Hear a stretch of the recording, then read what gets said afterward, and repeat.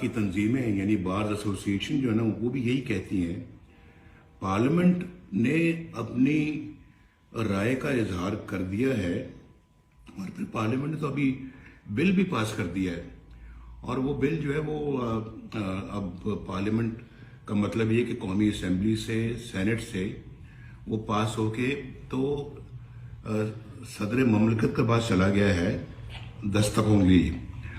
अब मेरा ख्याल है कि इस बात का भी तो एहसास किया जाना चाहिए कि पार्लियामेंट एक मुल्क का सबसे बड़ा इदारा है, तो उसकी जो अपना एक सैंक्टिटी है उसको भी मेरा ख्याल है कि रिस्पेक्ट मिलनी चाहिए। तो अटॉर्नी जनरल ऑफ पाकिस्तान ने कह दिया है, जो पाकिस्तान के अंदर मेजॉरिटी जो जजेस हैं उन्होंने भी मेरा ख्याल है कि कोई कसर नहीं छोड़ी, अपनी राय का इजहार हर तरीके से कर दिया है। सिविल सोसाइटी कह रही है भाई, तो फिर जब सबकी एक मुत्तफिका आवाज है तो फिर जिद क्यों है, किस बात की जिद है, क्यों इसरार किया जा रहा है कि ये 3 जजेस ही जो है वो बेंच पे रहेंगे। ये एक कौमी इशू है भाई, ये कोई छोटा मोटा कोई इशू नहीं है, किसी कोई ट्रक का इशू नहीं है, कोई रेडी वाले का कोई मसला नहीं है, या किसी का प्लॉट खाली कराने का मामला नहीं है। ये तो एक कौमी इशू है, बहुत बड़ा कौमी इशू है। और सुप्रीम कोर्ट में बहुत सारे माशाल्लाह जज साहिबान हैं, तो सिर्फ ये 3 क्यों? और मैं ये समझता हूँ कि हर केस में ये 3 लोग आगे आ जाते हैं और पाकिस्तान की तकदीर के फैसले करते हैं। भाई 2017 में भी इसी किस्म का बेंच बना था जिसने पाकिस्तान को आज उस जगह पे ला खड़ा किया है जहां यानी कि पाकिस्तान का मुस्तकबिल तारीख हो गया है, नजर आता है। अल्लाह ना करे कि तारीख हो, लेकिन तारीख नजर आता है। आप जरा इसका थोड़ा सा मुआजना कर लें। 2017 में जब नवाज शरीफ पाकिस्तान का वजीर आजम था तो किस तरह के हालात थे मुल्क के अंदर, और आज 2017 के बाद क्या हालात दरपेश हैं पाकिस्तान में। तो मैं तो समझता हूँ कि अपनी कौम से मैं ये कहूँगा कि मेरी कौम के लोगों, देखो, अपनी आंखें खोलो, ये आपके साथ बड़ा घिनौना मजाक हो रहा है। ये पहले 2017 में कितना अच्छा पाकिस्तान था, आप सब लोग खुश थे या नहीं थे? मुझे जरा बताएं कि आपको माशाल्लाह पेट भर के रोटी मिलती थी, आप लोग के खानदान यानी खुशी के साथ अपना गुजारा करते थे। लेकिन आज 2017 के बाद आप मुझे बताएं कि क्या हालात है। 2017 से पहले तो मैं थोड़ा सा आपको एक पेश करता हूं कि उस वक्त कीमतें क्या थी। डॉलर 105 रुपए था और उसके बाद चीनी 50 रुपए थी, आटा 35 रुपए किलो था, पेट्रोल 65 रुपए किलो था और बहुत सारी सब्जियां 10-10 रुपए किलो मिलती थी और बिजली का बिल बहुत कम होता था। और बिजली भी आपके घरों में आ गई क्योंकि हमने अल्लाह के फजल करम से लोड शेडिंग का खात्मा किया और बिजली के बिल भी इतने आते थे कि आप बड़ी आसानी के साथ अदा करते थे। मोटरवेज मुल्क में बन रही थी, दहशत गर्दी खत्म हो रही थी या खत्म हो चुकी थी, लोड शेडिंग खत्म हो गई थी, फॉरेन एक्सचेंज रिजर्व्स बुलंद तरीन सतह पे थे, यानी कि बुलंद तरीन सतह पे हमारे फॉरेन एक्सचेंज रिजर्व्स थे। आज 2017 के बाद $1 बिलियन के लिए पाकिस्तान को जाके तो अपने दोस्तों से दरख्वास्त करनी पड़ती है कि हमें $1 बिलियन दे दें। हमें इतनी अच्छी कौम को क्या भिखारी बना दिया है। और ये आपके बेंचों के फैसले ने, ये तो तसलसल लगता है मुझे वही 2017 का जो आज हो रहा है। मैं बिल्कुल उसको उसी नजर से देख रहा हूं। मैं आपको भी दिखाना चाहता हूं अपनी कौम को। प्लीज अपनी आंखें खोलें। یہ پاکستان کے ساتھ انہوں نے بڑا گھناؤنا مذاق کیا، اور آج پاکستان کو خدا نہ خاصا تباہی کے دہانے لاگے کھڑا کر دیا ہے انہی بینچز کے فیصلوں نے. اور آج پھر کوئی پتہ نہیں فیصلہ جو کرنے جا رہے ہیں، اور وہی 3 ججز جو اس وقت بھی نواز شریف کو ڈسکوالیفائی کرنے کے اندر شامل تھے، ان میں سے یہی لوگ، باقی تو ریٹائر ہو گئے ہیں. یہ ثاقب نثار ریٹائر ہو گئے ہیں، جسٹس کھوسا ریٹائر ہو گئے ہیں، جسٹس وہ جو شیخ صاحب تھے وہ ریٹائر ہو گئے ہیں.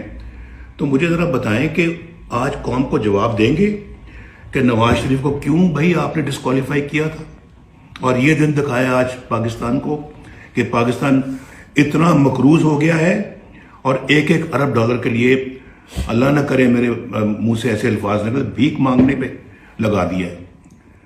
اس وقت تو ہم نے IMF کو خیر بات کہہ دیا تھا، ہم نے کہا تھا تھینک یو ویری مچ، بہت اچھا، بس ہمارا ملک کتنا اچھا چل رہا تھا، اور ہم خواب دیکھ رہے تھے کہ انشاءاللہ پاکستان آئندہ آنے والے چند سالوں میں دنیا کے 10-20 جو سب سے ترقی یافتہ ملک ہیں ان میں شامل ہو جائے گا. آج کے فیصلے پتہ نہیں کہاں لے کے جائیں گے اس ملک کو. ابھی جو فیصلہ کرنے جا رہے ہیں بھائی، بچو اس فیصلے سے. جو کر سکتے ہو کرنا چاہیے، آپ کو کھڑے ہو جائیں.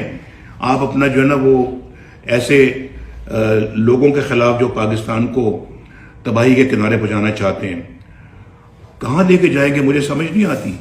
اس فیصلہ، اگر یہ فیصلہ خدا نخواستہ آیا، ڈالر آپ کا 500 روپے ہو جائے گا. اور آج مجھے بتائیں، میں ابھی بھول گیا کہ چھوٹی چھوٹی بچیوں کی، غریب بچیوں کی شادی ہوتی ہے. 1 تولہ جو میرے زمانے میں جو 50,000 روپے تولہ ملتا تھا، آج 2,07,000 روپے پہ پہنچ چکا ہے. اب غریب اپنی بچی کے کس طرح سے ہاتھ پیلے کرے گا؟ کیسے اس کا بیاہ کرے گا؟ کیسے اس کی شادی کرے گا؟ یہ بہت تکلیف دہ باتیں ہیں جو کھاتے پیتے لوگوں کو سمجھ نہیں آتی. حکمران طبقے کی سمجھ میں نہیں آتی یہ باتیں. تو بھائی میں سمجھتا ہوں کہ یہ ہم نے تو پتہ نہیں اس ملک کو کیا کہاں سے کہاں اس کو لے گئے ہیں، کیا بنانا شروع کر دیا ہے. غریب کو تو بھول ہی گئے ہیں. آج تو ان سے دوائیوں کے بل نہیں پے کیے جا سکتے. ایک زمانہ تھا کہ دوائیاں پہنچ میں تھیں، سستی تھیں اور مفت ملتی تھیں، اور آج دوائیوں کے لیے پیسے نہیں ہیں، علاج معالجے کے لیے پیسے نہیں ہیں. اپنی جائیداد بیچنی پڑتی ہے. کوئی بڑی بیماری آ جائے گھر میں تو گھر والوں کے پاس سوائے آنسوؤں کے اور کچھ نہیں ہوتا. یہ پتہ نہیں کیوں نہیں یہ سیاست ہو رہی ہے یہاں پہ. ایک بندے کے خاطر، ایک بندے کی خاطر آپ جو ہے نا وہ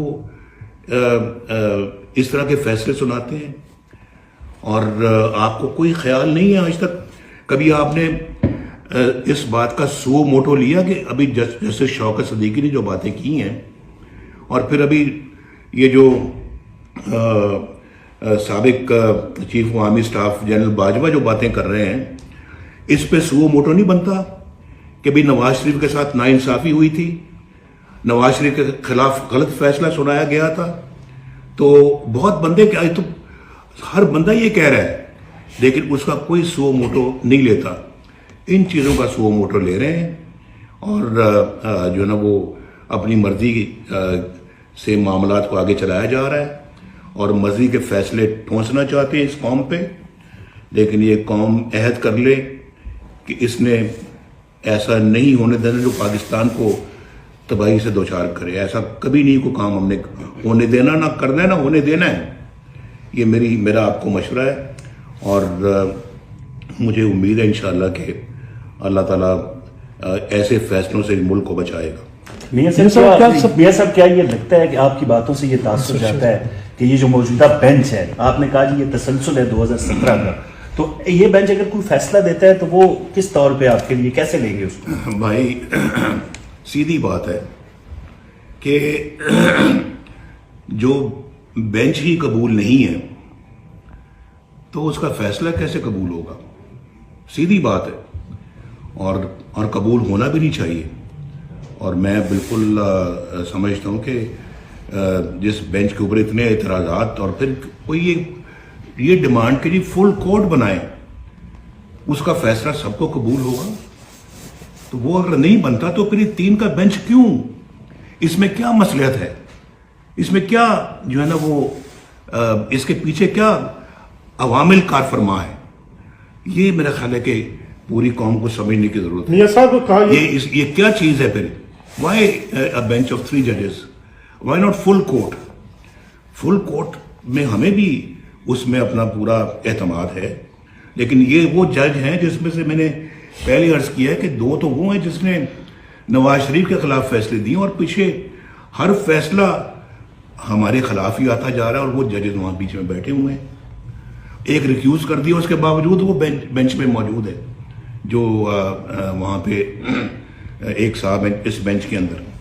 میاں صاحب چیف جسٹس صاحب کے حوالے سے کہا جا رہا ہے کہ ان پہ بہت پریشر ہے استعفیٰ دینے کے لیے، کیونکہ پچھلے دنوں میں جو معاملات ہوئے ہیں ان کے اپنے اندر سے ایسی آوازیں اٹھی ہیں جنہوں نے ان کے فیصلوں پہ جو ہے عدم اعتماد کیا ہے، اور جس طرح سے پروسیڈنگ کی گئی ہیں یہ جو فیصلہ 3 ججوں ہو رہا ہے، اس میں پوری قوم کا عدم اعتماد ہے۔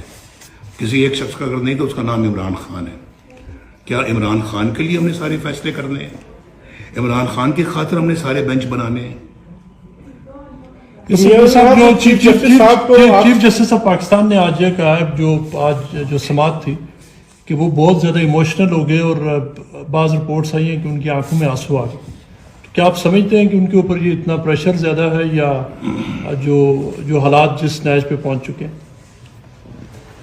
میں نے بھی سنا ہے جی آنکھوں میں آنسو آئے ہیں۔ اگر آنکھوں میں آنسو اللہ کے ڈر سے آئیں تو پھر تو بہت اچھی بات ہے، پھر تو اس جانب جانا چاہیے سارا معاملہ۔ اگر میں آگے کچھ نہیں کہہ سکتا۔ دیکھیے، ہم نے جسٹس شوکت صدیق، جو جسٹس مزار علی نقوی کی مختلف آڈیوز آئی ہیں جس میں وہ پرویز الہی سے بات کر رہے ہیں، اور دیگر وہ ٹرک والی بھی ایک آڈیو، اس حوالے سے آج چیف جسٹس نے اناؤنس کیا ہے کہ وہ جسٹس مزار علی نقوی کو پروٹیکٹ کریں گے، اور یہ انہوں نے انڈیکیٹ کیا کہ شاید وہ توہین عدالت کی کارروائی شروع کر دیں ان لوگوں کے خلاف جو ان چیزوں کو ہائی لائٹ کر رہے ہیں۔ تو آپ اس کو آپ کیسے دیکھتے ہیں کہ اگر تو لیٹ سے کوانٹم پروسیڈنگز اگر وہ شروع کرتے ہیں، اور جسٹس مزار علی نقوی کے حوالے سے آپ کیا سمجھتے ہیں کہ اس کی تحقیقات ہونی چاہیے؟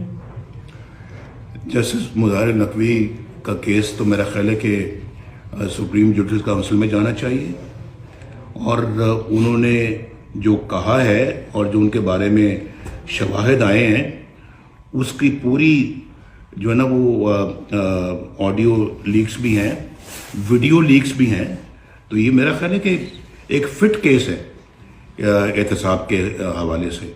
تو میرا خیال ہے کہ اس میں تو کوئی شبہ ہی نہیں ہونا چاہیے۔ اور پھر a man is known by the company he keeps، انسان اپنے دوستوں سے پہچانا جاتا ہے۔ جس شخص کا دوست اس طرح کے لوگ ہوں گے جس کا نام آپ لے رہے ہیں، تو پھر تو خدا ہی حافظ ہے ہماری جوڈیشری کا بھی، ہماری عدالتوں کا بھی، ہمارے انصاف کا۔ میاں صاحب، کیا سپریم کورٹ آف پاکستان کے جو دیگر ججز ہیں کیا وہ اتنی اہمیت نہیں رکھتے کہ جس طرح وہ ایک طرف صدا بلند کر رہے ہیں کہ ناانصافی ہو رہی ہے؟ آپ کے جو سوال کے مزید جواب جی، ایک وہ جج ہمارے ہیں شوکت صدیقی صاحب، انہوں نے جو کہا ہے اس کی تو پھر کم از کم تحقیقات کر لیتے۔ ان کو تو نکال کے باہر کیا، کیونکہ وہ بات وہ کر رہے تھے جو کہ ثاقب نثار کے مزاج کے خلاف تھی، لیکن بات سچ تھی۔